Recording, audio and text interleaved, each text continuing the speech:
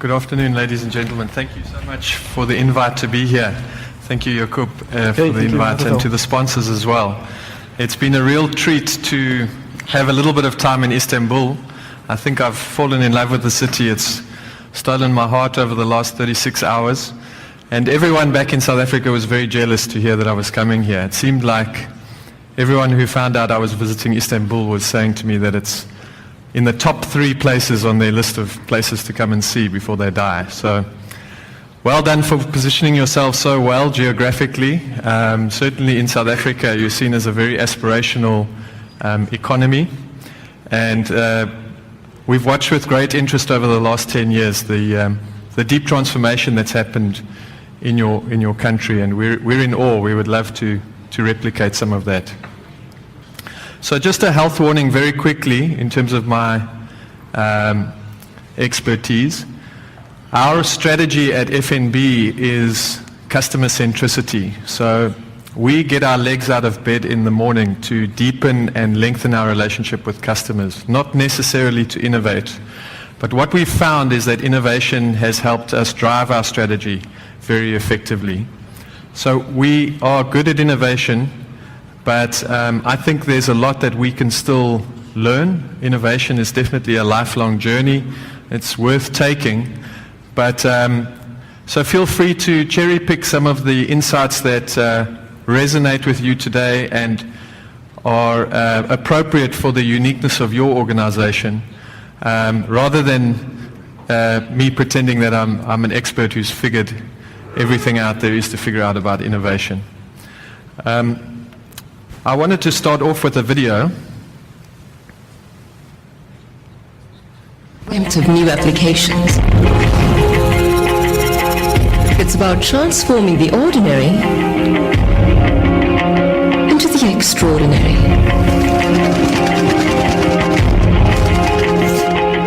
It's about finding creativity in simplicity. It's about making things fly, even without wings. It's about seeing what others don't. It's about knowing you don't have to move to cover great distances. It's about making things stick. About finding the right fit. To us, innovation is everything.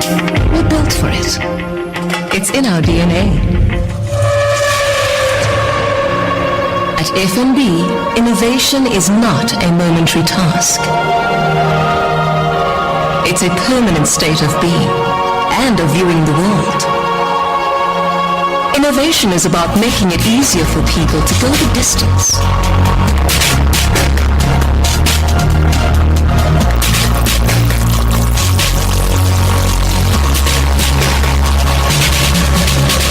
It's about understanding what it means to be accountable. It's about eliminating unnecessary details.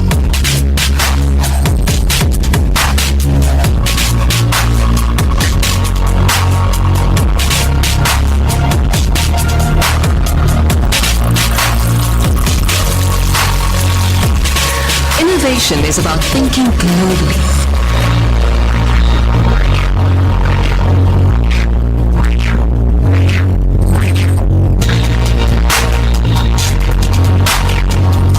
It's about knowing that money isn't everything.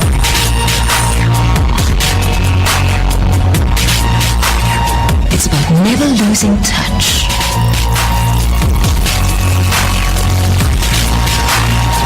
Innovation is about affording people the means to keep up with the times.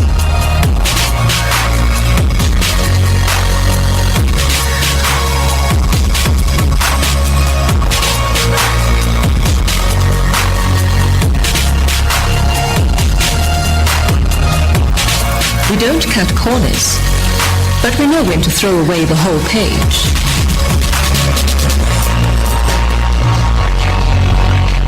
Innovation is recognizing new ideas, regardless of size.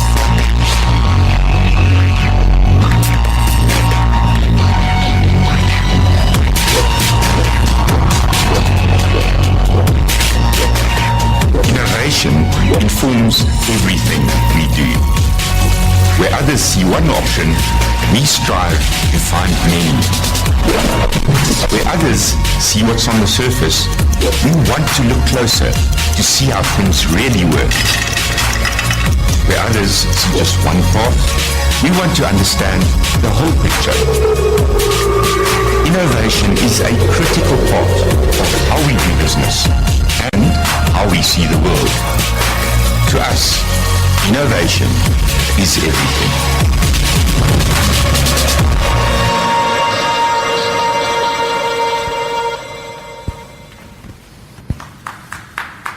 Thank you.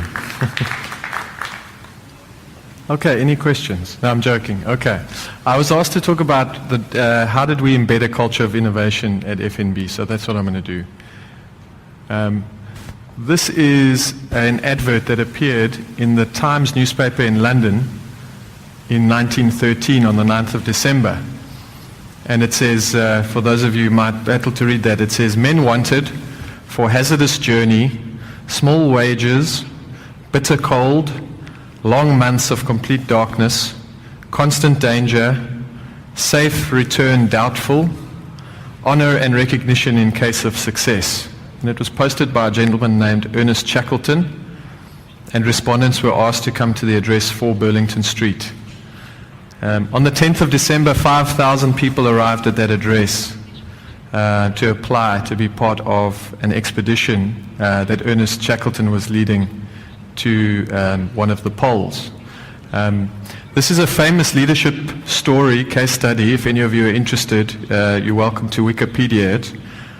But I use it from an innovation perspective, but I think that leaders of innovation in a business, it's very important that you manage expectations. Innovation and pursuing innovation is not a sprint. It really is a marathon. And if you're involved in innovation, there are sexy moments where you get to come to Istanbul and give a talk, but the vast majority of your time is spent working very, very hard and keeping your head down. And it's not all glamorous. And it's very important that you as leaders manage the expectations of people in your business accordingly, because sometimes in my experience people assume that innovation is all fun and games, whereas actually it's, as Einstein said, 1% inspiration, 99% perspiration. I still get telephone calls and emails weekly to say, from fellow employees of mine, to say, how is it that we are the most innovative bank in the world, but it's so hard to innovate in our business? And that for me is like somebody saying, I want to be like Michael Phelps. I want to win 8 to 10 gold medals at the next Olympic Games, but then having a problem with spending 8 hours a day in a pool for 4 years. So being good at something takes a lot of hard work, and it's not going to happen overnight. You can't go to a McDonald's drive-through window and order innovation. It very much is an organic competency or capability you must build in your business, in our experience. So my next slide relates to a metaphor of an ultra marathon which is run in South Africa. It's called the Comrades Marathon. It's 93 kilometers long, and 15 to 16,000 people enter it every year. Now there are 10 gold medals on offer for the first 10 men to cross the line, and 10 gold medals on offer for the first 10 women. But as for the rest of the 15 to 16,000 people who cross the line, they don't get a prize. So the big question is, why are they there? Why do they spend the hundreds of hours training for this marathon? And why do they arrive along with 15 to 16,000 other people, knowing that they're not going to win anything for completing the race? And I think the answer is that something inside of them, a voice in their head, has challenged them to run this race. And what's in it for them is enormous personal growth, the opportunity to meet people they might not have otherwise met, and to really experience the best of the human spirit by tackling this challenge. And I believe it's a very, very strong metaphor for innovation and innovators in your business. Not every innovation is going to succeed. But if you're attracting people into your business who have that whisper in their head, they have an intuition that says, we should try this, we should try that, and then they actually have the persistence to go and pursue those intuitions, you're onto something very, very special. So innovation for me and my colleagues, of which, if you include the African subsidiaries, we're close to 40,000 people in the business. Innovation is a reward in itself. It's not only about the launch date or the awards that you might win. It's something that is a part of who you are.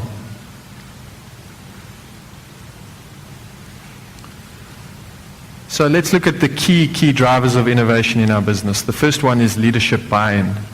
That gentleman that appeared at the end of the video, he is our CEO. His name is Michael Jordan.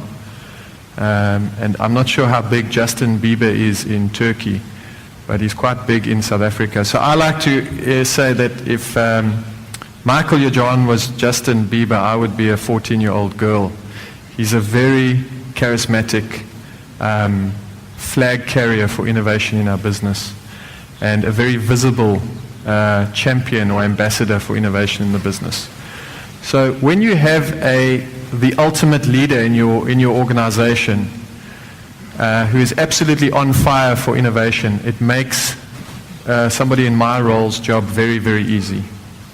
So he is measured in his performance scorecard on how many innovations are implemented in our business. And that measure is then cascaded into his direct reports, our executive team, and then down into the rest of our scorecard. So if you measure something, it probably matters in your business. And if you measure it, you're probably going to get it. And innovation, our target for number of implemented innovations is very aggressive. This year it's 1,640 implemented innovations across the business. So to have very visible, senior, credible leadership is a very, very important part of driving and embedding innovation into your business. Second point is strategy. We are innovative by design. If you look at our strategy on a single page, yes, it's about customer intimacy, rewarding relationships with our customers, but innovation appears as one of our strategic pillars. So again, if innovation is reflected in your strategy, it becomes apparent to your staff that it's something that matters in your business. So make sure that it's designed into your strategy and appears in your strategy. We are very blessed from a structure perspective. As an organization, we are a very decentralized business. And whereas our traditional competitors tend to be, we describe them as battleships. They are very centralized businesses, and it's very hard for them to change direction. We describe ourselves as a fleet of speedboats. So we're all pursuing a different customer segment, and as speedboats, we sometimes compete for the same customers on the fringe, but we're a very agile, nimble business, and discretionary decision rights are devolved in the business. So the captain of the speedboat can determine how fast the boat goes, where it goes, how regularly it turns, and that helps us drive innovation in the business very powerfully. And it's a key differentiator. The video and Jakub have also alluded to our culture. We have a very entrepreneurial culture in our business. And for those of you who may be entrepreneurial or know somebody who's truly entrepreneurial, I've been talking about that whisper in people's heads. Entrepreneurs have a whisper in their head that never stops whispering. It can even drive them crazy. And so again, an entrepreneur acts on intuition, follows up, takes action. And fortunately for us, our culture lends itself to those kind of people being able to express themselves and enjoy the work that they do. They get a lot of support for being entrepreneurial. Processes. With Basel III requirements, we're finding that legal risk and compliance is a big issue in our business and has introduced a lot of new red tape or bureaucracy.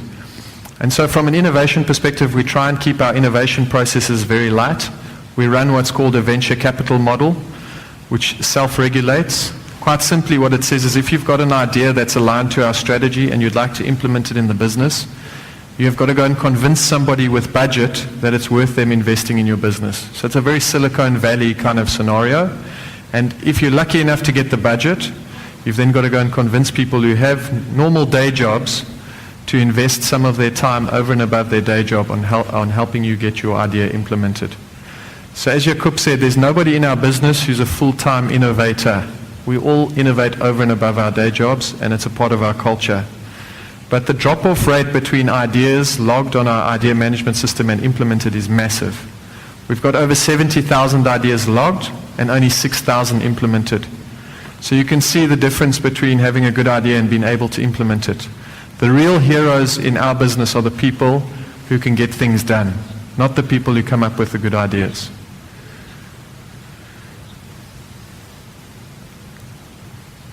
I've spoken a little bit about people already, but effectively what we're being very successful at doing is attracting entrepreneurially minded people into our business. With the economic downturn, we've seen in South Africa in particular that a lot of small businesses have failed. What we've managed to do is bring those failed entrepreneurs into our corporate environment. The lessons that they've learned as entrepreneurs, especially in failed businesses, are priceless. They really, really are priceless. And it's very unlikely that a failed entrepreneur is going to make those sort of same mistakes again. So we've managed to attract a lot of entrepreneurs into our business, and it's helped keep our innovation spirit alive. This is a very key point, and what we would encourage people to do in organizations is not just focus on the radical, sexy, game-changing innovations, but really to focus and incentivize people around small, incremental improvements in their business, because they act like compound interest in your business. They create enormous value over time, and they also create a nice, solid platform upon which you can do radical innovation. So try and incentivize both game-changing innovations as well as small incremental things. So you can challenge everyone in your business to do things a little better than they were doing it last year. That's a small incremental innovation. Or to do it completely differently, which would be a radical innovation. But encourage both. Don't just focus on the radical stuff. And probably people's most favorite driver of embedding innovation in our business is a competition that we run amongst employees. And it's very similar to the Comrades Marathon that I spoke about earlier, where only a few people will win prizes. But last year we had over 1,400 entrants or innovations entering to compete in the competition. And this year we're aiming to have 1,600. So that's 1,600 teams of people who are wanting to be part of this race, this innovation race. And they know that their chances of actually winning the big prize money is slim. There are far more losers in the race than there are winners. But they still want to be a part of it. And that's very important that we've created a space where people can enter a competition and meet each other, network with each other, learn and grow, have conversations they wouldn't be having as part of their day job. And we give away what I think is quite an obscene amount of money. Last year we gave away 15 million rand, which is probably $2.5 million to the winning teams in the competition. And in the South African context, that can change people's lives. It really is a significant amount of money. I think I've run out of time, so I've got time for one more video before I take questions. And this video relates to the competition that we run. So I'm just conscious of the interpretation and so on, but effectively, this tells the story of somebody who's joined our business and gone on to perform well in this competition. But it should give you a very good insight into what it takes to be an innovator inside our business. Oh, okay. Let's try that again. So you're wondering how I got to be a VIP, a very innovative person. how I got to walk the red carpet, wow the big boss, and scoop the cash. I started out just like you.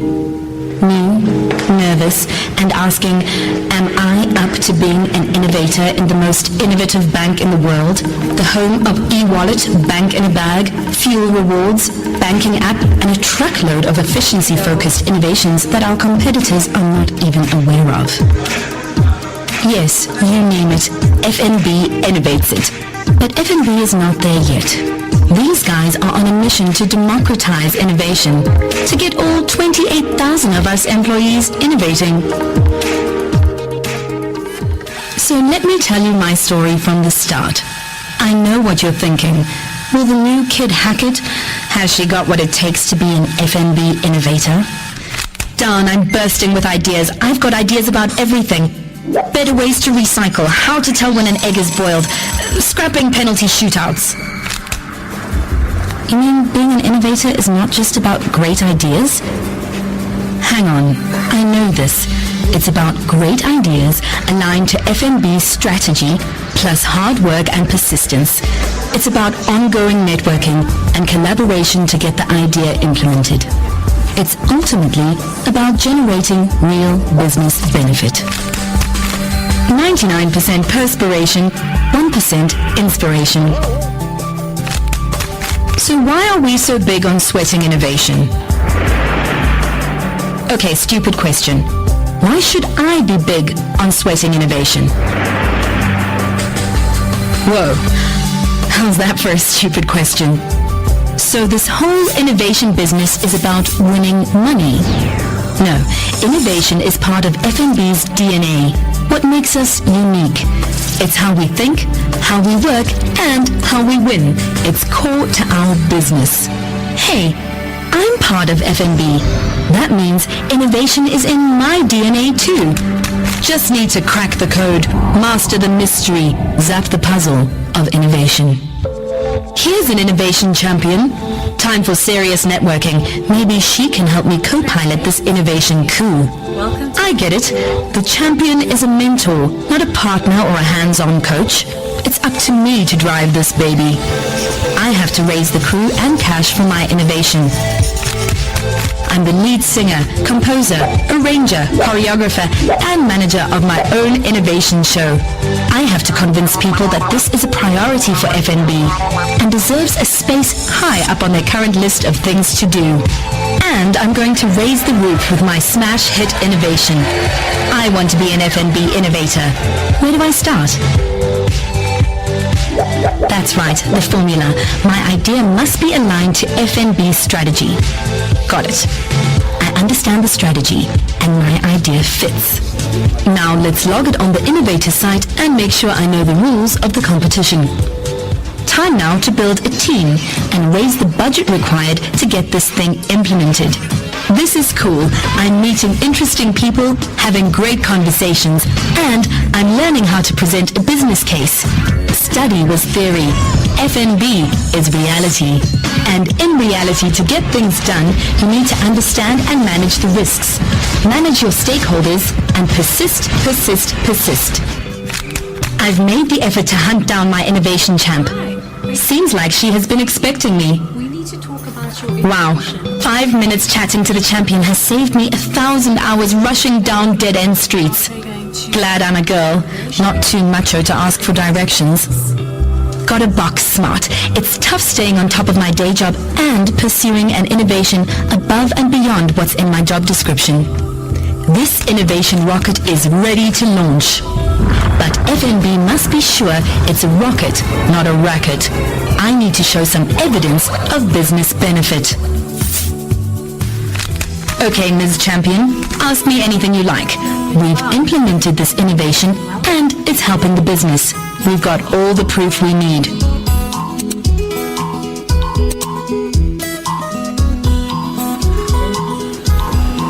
This is like idols. It's nerve-wracking. Glad I spent so much time preparing my presentation for the judges.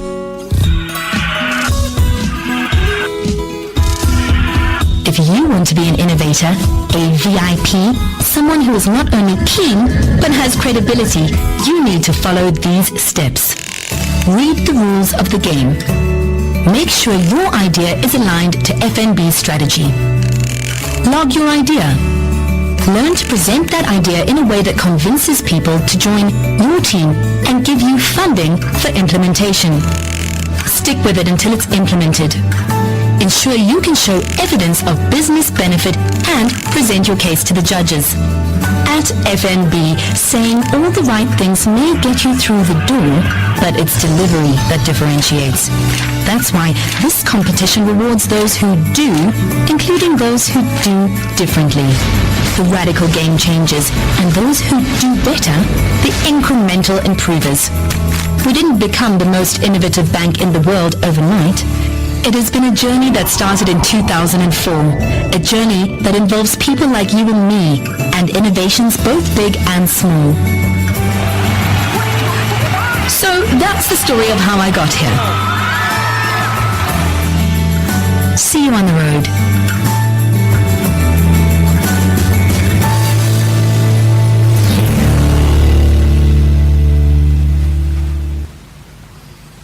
Okay.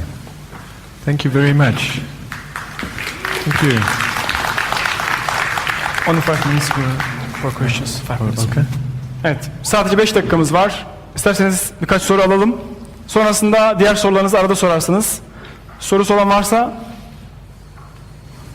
İngilizce ama lütfen buyurun.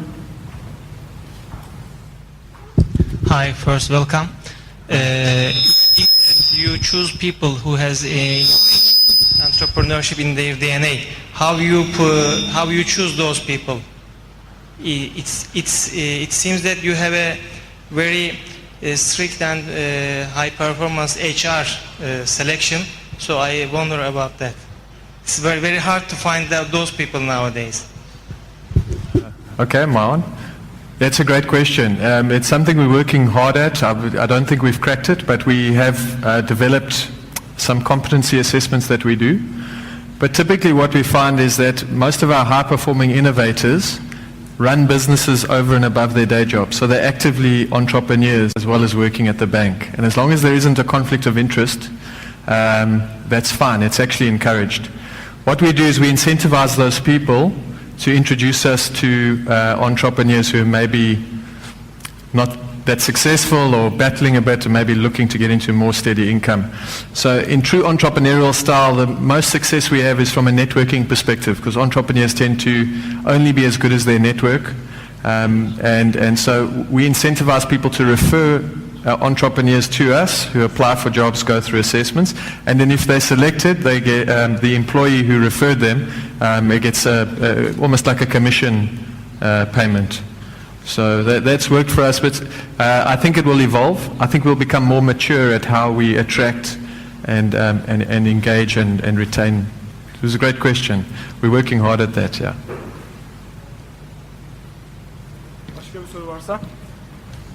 How do disruptive innovations navigate through this process? Disruptive innovations, not radical, yeah. but disruptive in the sense that if it's going to be implemented, it's going to harm somebody's business in the bank. Yeah. So there will be a lot of pressure on those who will try starting it.